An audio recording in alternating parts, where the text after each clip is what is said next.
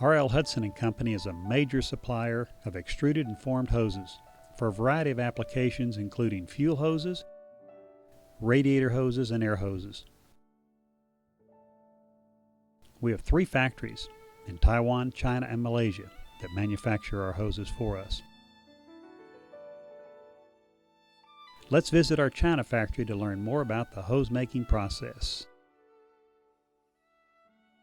Ni hao, Mr. Zhang.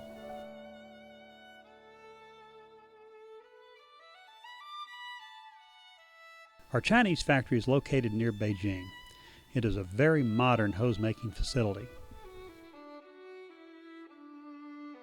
Here are some of the various kinds of hoses produced in this factory.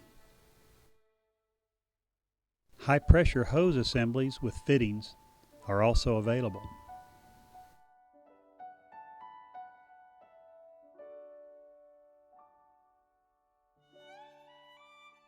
Our hoses are made from the highest quality rubber ingredients available, which are stored in our climate-controlled raw material storage facility. One of our base materials is DuPont Nordel EPDM. Our rubber compounds are weighed and mixed in a new computer-controlled mixing facility. Here you can see raw EPDM being cut to the exact weight for mixing. After weighing, the raw rubber is placed on a belt along with the other compound ingredients to go into the mixing head. Everything from the types and amounts of ingredients used to formulate a given compound to the amount of time the rubber is mixed in the mixing head is controlled in the main computer room. Here's the main computer terminal which shows the mixing process. From the computer room, we can see the raw rubber and other compound ingredients getting ready to go into the mixing head. Injection of oil-based plasticizers and carbon black is automatically performed in a sealed system for precise measurement in a clean environment.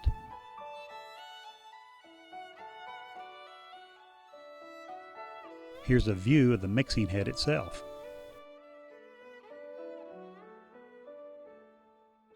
After all of the ingredients have been mixed, the batch of rubber drops onto a rubber mill to complete the mixing process and to form the rubber into sheets. This is a very modern mill which has a batch manipulating device that moves the rubber back and forth through the mill to ensure that all of the ingredients are completely dispersed throughout the compound.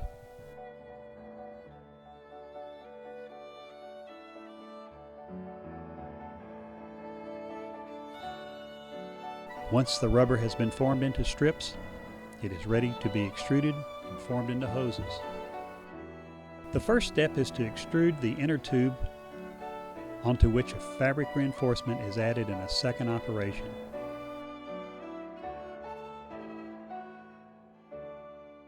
This is a knitted reinforcement, which is good in hoses with small radii and/or expanded ends.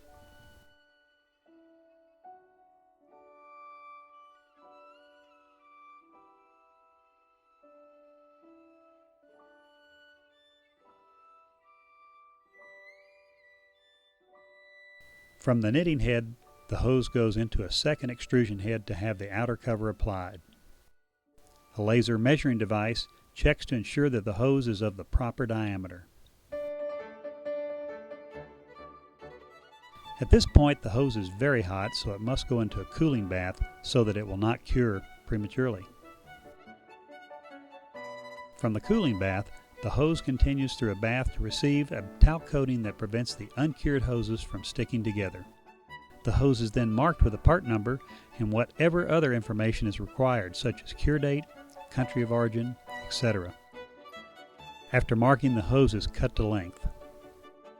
The Chinese sign on this machine says, "Do not put your finger inside."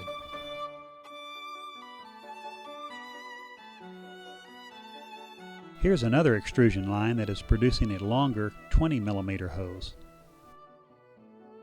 The process is exactly the same. First, the inner tube is extruded and a fabric reinforcement is applied.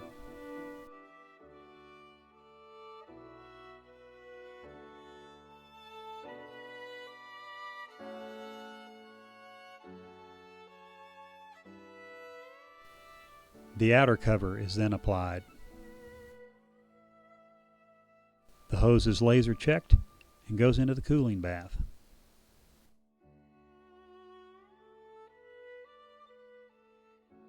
This next extrusion line produces a fuel hose made with Kevlar reinforcement. Kevlar is a high-strength fabric which is best known for its use in bulletproof vests. It is a very good hose reinforcement material.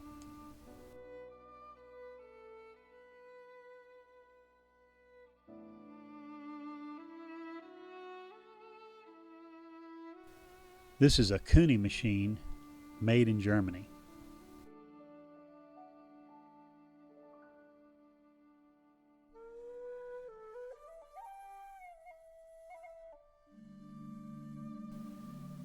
Instead of being knitted, the Kevlar in this fuel hose is braided. Braiding offers better high-pressure reinforcement.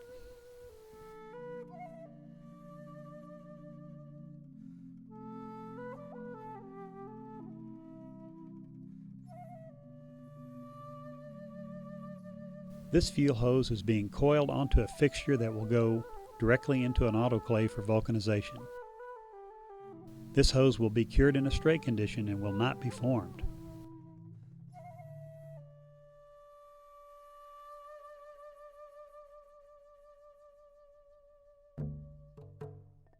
After the uncured hoses have been cut to length, they are put onto mandrels which go into autoclaves for vulcanization with temperature and pressure. Depending on the size and wall thickness of this hose, it can take from 12 to 20 minutes. Here's a good shot of an autoclave and an autoclave venting.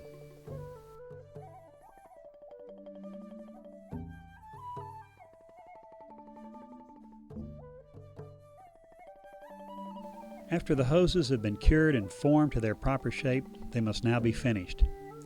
Since the hoses will thermally expand and contract during the vulcanization process, the molded length is greater than the finished length. The hoses will be placed onto fixtures and cut to the exact length required.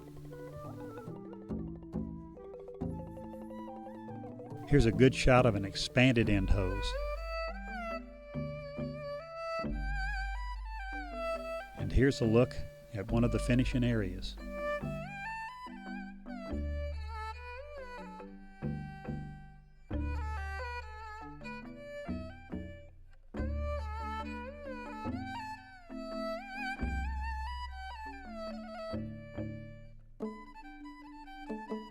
After the hoses have been cut to their final length, they go into a washing machine to remove any unwanted debris.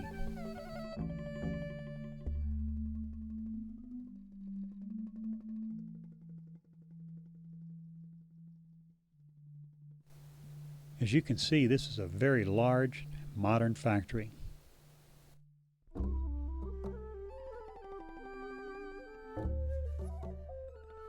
Let's now take a look at their Technology Development Center. This is the rubber laboratory where compounds are developed and tested. Here's a rheometer, which determines the proper time and temperature required to cure a compound, and a tensile test machine to test the physical properties. This is a machine to test the strength of the reinforcing fiber, and a coordinate measuring machine to measure X, Y, and Z axes on complex formed hoses. These are ovens in which heat aging tests are conducted, and an ozone test chamber. Here you can see a pulsing high-pressure burst test being conducted.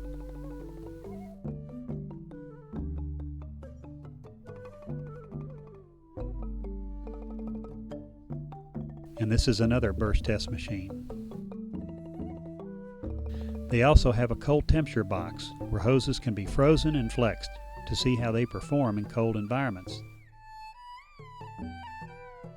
This is a special heat aging and flex test machine that was purchased specifically for General Motors in Shanghai. Finally, we see some of the gauges used to accurately measure the hose inner diameters. We hope this tour of our factory helps you better understand the process of manufacturing high-quality hoses. Please call on R.L. Hudson & Company if we can assist you with your hose design and material selection.